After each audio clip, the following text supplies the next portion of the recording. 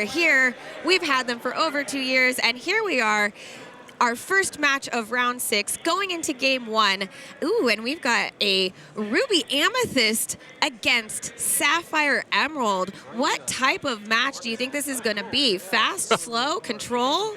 It's going to be a rough one for one of these players. No, this is these are 2 decks. One of these near the top of the meta. Everybody expected to be there. Emerald, Sapphire. It's a deck that a lot of people are on. It's a very control-y deck, a very top-heavy deck. It wants to ramp, and I can see immediately with the Cinderella in hand that we're on the 2-4-6 version that wants to ramp multiple times to get to the end game. And on the other side, a deck that's been kind of up and coming. Ruby Amethyst is a deck that a lot of players love, a lot of villainous players love. It was vanished for a while after rotation when it lost Be Prepared and a lot of its other tools, but here it's back again with a more aggro-y version.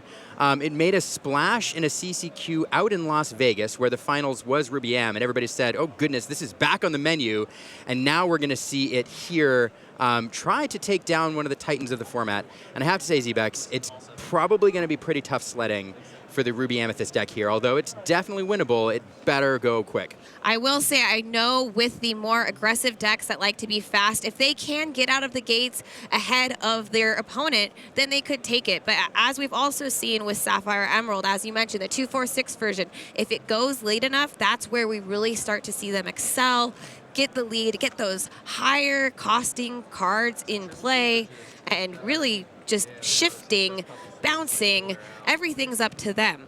Yeah, all those keywords. Also, I cannot not mention the puppy sleeves right up front.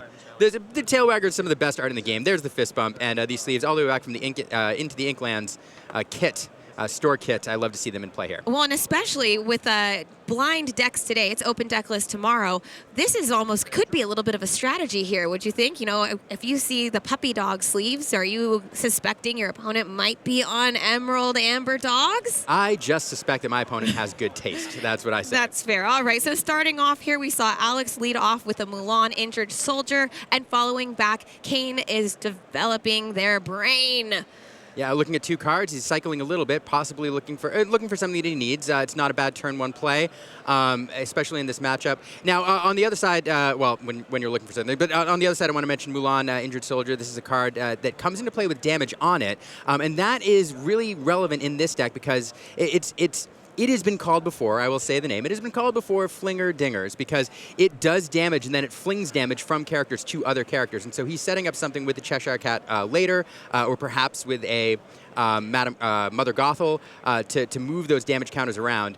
The benefit you get is it's a very well-statted character for a 1-drop. And Diablo Watchful Raven is the second character that we see Alex play. This card is so on curve. It only costs 2. It's uninkable, but it does quest for 2 as well, which is a huge start for Alex. This is exactly what the aggressive Ruby Amethyst deck wants to do, right? Yeah, absolutely. So for the longest time, Smee, Bumbling Mate, was a card that everybody loved because it was a 3/3 that quests for 2 on turn 2. Very, very well statted, very aggressive card. It was one of the most popular cards in the game. And here, it had a drawback. He did take damage if he didn't have a captain in play. And here, Ravensburger gave us this Diablo, which has the exact same stat line. The drawback here is it's uninkable. But it is played because of its aggressive nature. And this is exactly the start that Alex wants. He wants this Diablo on turn 2. He wants to race ahead. He needs to close this out quickly because inevitability here is with the Emerald Sapphire deck.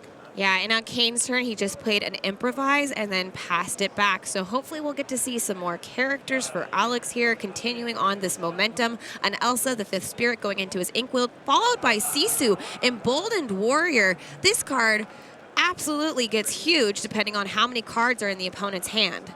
And I have to apologize. Zbex, I was staring at the cards over on Alex's side, talking all about Diablo, and I think we missed ramp on turn 2 there.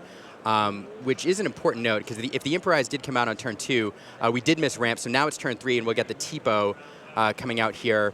But that's a very important note in these decks. They want to go 2, 4, 6, and they have enough cards if they're playing the 1-jump to hit that ramp like 93% of the time, and 91 if you're just running the 8. And so missing it is significant.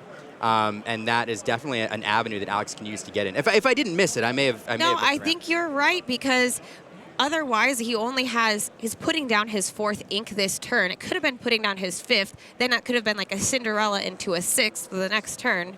We see Clarabelle, clumsy guest, coming here, preparing for what's to happen on that turn 6. Absolutely. So Or 6 ink. right. Because it's fast. Right. What this deck really wants to do with this Cinderella line, it has one of the most powerful openings in all of Disney Lorcana right now, which is the ramp on 2, ramp on 3, but it's a 4 cost, so it's a 2/4, and then into the Clarabelle shift. And so you establish the Clarabelle, and then you shift the Clarabelle, and then you can even sing with it to bounce something in your opponent's side of the board. You're welcome. And so it's a very, very powerful opening, and that's what you're pursuing. But if you don't hit the ramp, on turn 4, or even on turn 2. If you don't hit the ramp on turn 2, you can't do it next, and then you don't get that opening. And now what do that we see on the other side? hasn't hit it, we see another Sisu Emboldened Warrior, followed by an Olaf Helping Hand. That's 5 characters for Alex. That's 5, 6, 7, 8 lore on board, already with 9. That's a 2-turn clock. Could be faster with some of the cards that are in Amethyst that can just gain lore right away. Yeah, it's really tough. I said it would be tough sledding for Alex, but this deck can go fast, and going fast it is here. And we do have to remember Alex was on the play. So that is a huge advantage as well for the aggressive match. Absolutely. Kudos to Alex for his altar here, or luck perhaps of getting a very strong opening with the 2, and then having the Sisus there with that 2 lore. So how many cards do you think's in Kane's hand? So how strong is Sisu? Should Kane come back and be able to play any of these 2, 4, 6 cards that are so powerful and have such big strength and willpower stats? Looks like 6 cards in hand, 5, now down to 4 after inking a Donald Duck. Oh, this is really good, though. We do have an answer here. So challenging is not going to be the answer. What you really need to do is establish...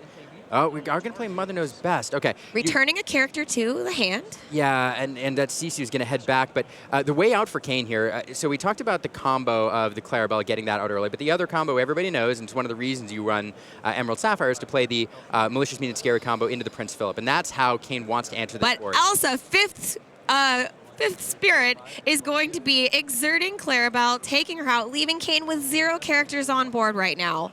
Yeah, and that's at an empty board on Alex. That's going pretty well for Alex. This deck is all gas, no breaks right now, and Kane in a bit of a spot.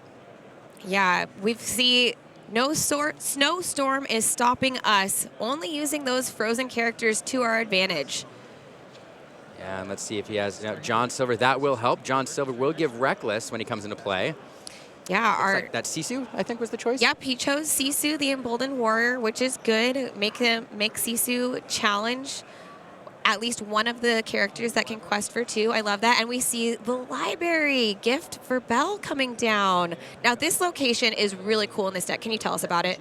Yeah, this is a 1/8. It's a card that's been very popular since it came back out in Shimmering Skies, I believe. So it's been around quite a while. But when you have a character here, when it is banished, you get to draw a card. So not a Well, there's a decent amount. I was going to say there's a decent amount of card draw, but it's very, very well statted. It gets you lore, and it also can win you the game, like it did here. Yeah, and that was it. The game 1 done and headed for Alex. I blinked that. Normally I have time, Zevex, to talk about like lines and game plans and all that, but we were moving so fast. That's what game 2 is for, Liam. Right? That's what game 2 is for. That was quick. So. Into an aggro matchup, and you often see this into dogs. Kane's game plan here is not necessarily